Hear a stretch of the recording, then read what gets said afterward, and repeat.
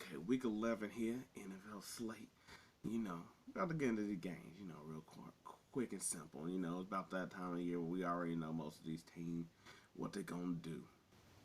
And they're probably going to lose. Or they can pull out the upset. And starting that thing off, how I feel about the Detroit Lions, Chicago Bears. Justin Fields coming back. So I'm kind of thinking, I'm like, man, I was like, be a good time for a little bit of an upset. I was like, Detroit riding high. I was like, they won their last game against the Chargers. And I know what you're thinking. I was like, Bears, they sorry. Justin Fields is coming back. Like, he ain't in no momentum or got nothing going. I mean, it could either be an upset or it could get real nasty real quick. I'm gonna go with Detroit. I ain't gonna be stupid here. I was like, I ain't a betting man, and I'm not betting here. So do as you will. Cardinals and Texans.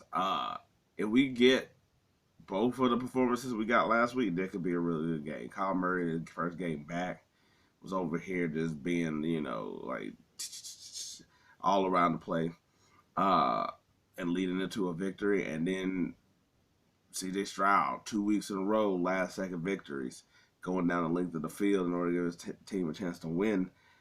I was like, I think Houston going to get it. They're on the roll. They're hot. The Cardinals, they still need all that miraculous play by Kyler Murray in order to pull out a win. So therefore, I'm like, okay, they still a sorry-ish team, but Kyler Murray has it to take it to that next level of being like, okay, not confident, but okay. But no, I'm gonna go with CJ Stroud here right in the hot hand. Chargers and Green Bay. What are we gonna say here? Both teams are. I guess maybe the Chargers, but then they have a chance to charge that up. Uh, Green Bay hasn't been really competent either. We're gonna go with Justin Fields because not Justin Fields. We're gonna go with Justin Herbert because at least he can put points on the board at a rate I feel like is a lot higher than Jordan Love. And the defense for the Packers, they haven't been good, but hell, I was like, not even the Chargers defense been good. So Love might be able to get a little bit off, but we just gonna trust Herbert a lot more here. Cowboys and Panthers, I was like, we're gonna go to Cowboys. I was trying to think. I was like, could the Panthers at least give them a little scare? I was like, maybe, like in the first quarter. But the Cowboys are just basically gonna run through them and they ask that ain't nothing. It's like easy peasy lemon squeezy. Yeah. So then we're gonna go Washington Commanders versus the New York Giants. I'm not doing this one. It's Commanders. Sam Howell leading league passing. I was like he just basically just gets sacked all the time. That's pretty much enough. Other than that. Raiders and Dolphins. I like that the Raiders sort of been on a 2-game winning streak. I like Antonio Pierce and how he sort of giving himself off during this time. Also being like, hey, we're going to have a practice squad player be with us on the bench because they with us through the whole week practicing. They can at least be there during the game. They can't play. But the Dolphins are coming off a bye. And out of all teams, I was like, no, not the Raiders. If it was somebody else maybe coming off the bye, it might be a little like, but it's the Raiders. Even though they're on a little bit of a ex McDaniels hot streak, I was like, this McDaniels is going to basically douse them with water. Pool party. Wait, no, that's a Jaguar. Water balloon? I don't know. We'll figure it out. But we're going with the Dolphins here. Steelers and Browns.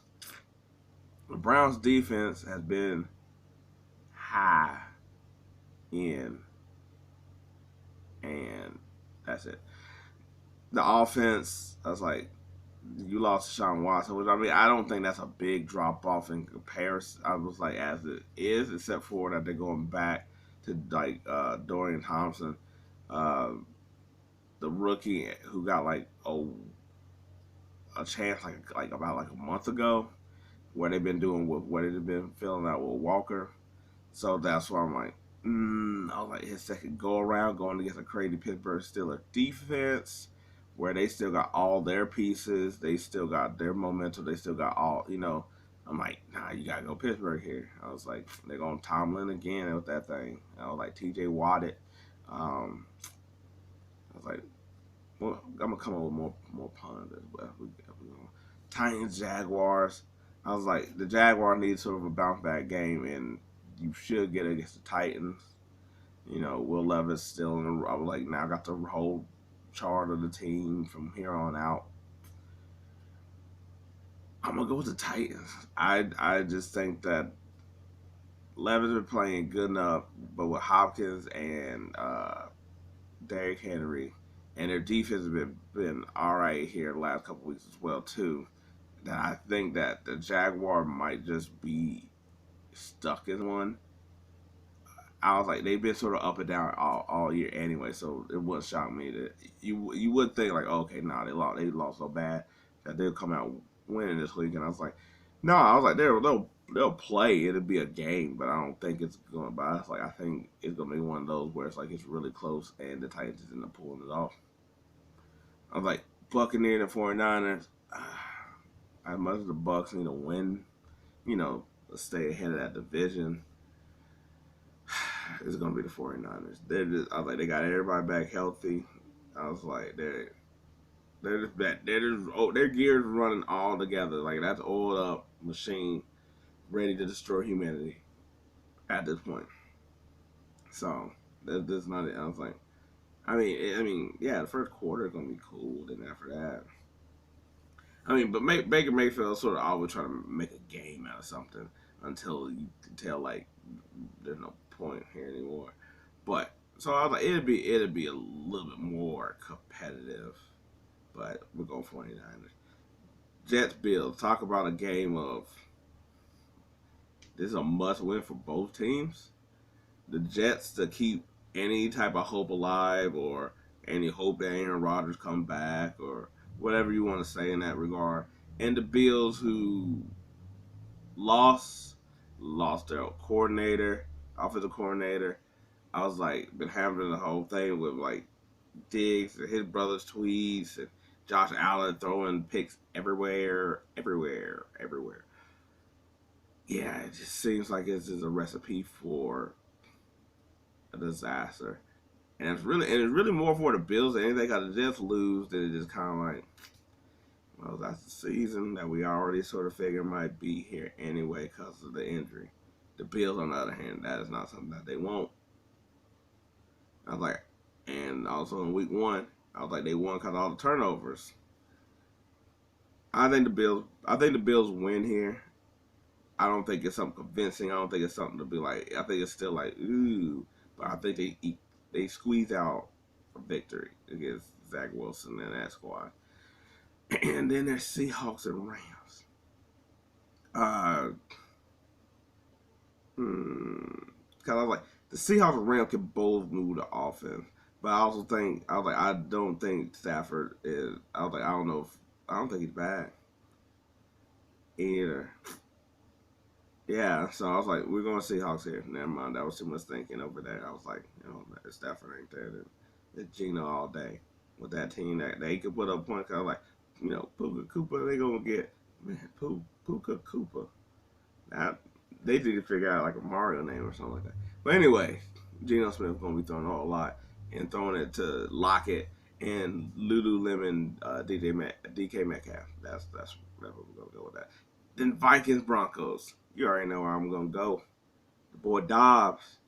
It's like Russell Wilson may be on a hot streak. The Broncos may be over here galloping all over people lately. Josh Dobbs got that magic.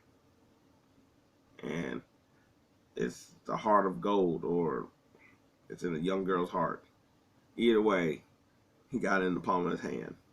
the Magic, not the girl's heart. I mean, maybe, I don't know. He's starting quarterback, maybe. Anyway, those are just my picks. I was like, a little short, quick thing. Yeah, we see how it is. Anyway, I was like, I'll see you after NFL Sunday.